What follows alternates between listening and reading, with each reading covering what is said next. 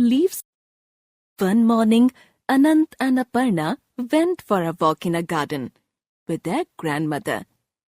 After some time, the grandmother got tired and they all sat down under a tree. Suddenly, something fell on Aparna's head. It was a leaf. She picked it up and showed it to her Dadi, who told her that it was a leaf of a peepal tree. Aparna was fascinated by the shape of that leaf. Dadi told her that different trees have leaves of different shapes, sizes, and colors. Some of them even have a fragrance. Dadi asked Anant and Aparna to take a round of the garden and collect different kinds of leaves. Anant went towards a mehendi plant and was about to pluck some leaves when Dadi called out, "Do not pluck leaves! Collect only those leaves which have fallen down from the plants." Anant and Aparna went around the garden, collecting leaves of different plants. They came back to Dadi and showed their collection of leaves. They were amazed to find that each leaf was different from others. Anant picked up leaves of peepal and banyan trees and said, "Look, these leaves are so big and broad." Aparna picked up the leaves of neem and rose plants and said, "But these leaves are so small." Aparna felt the leaves of peepal and money plant with her fingers and said, "These leaves feel so smooth." Anant said, "But the leaves of banyan tree have a rough surface."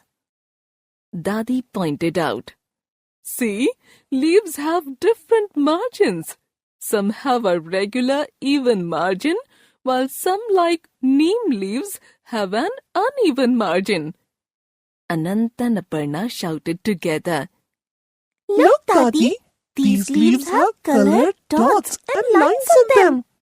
She said, "Most of the leaves are green, but some have other colors and patterns on them.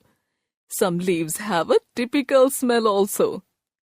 Some leaves were of medium size, like the leaves of a money plant. Some leaves were long and narrow, like leaves of mango and ashoka trees.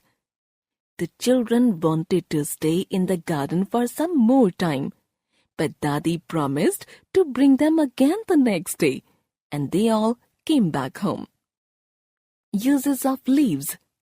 Some leaves are used for decorating the house on special occasions.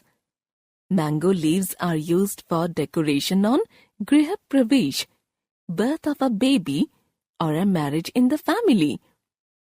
Leaves of mango, tulsi, and banana are used during a puja.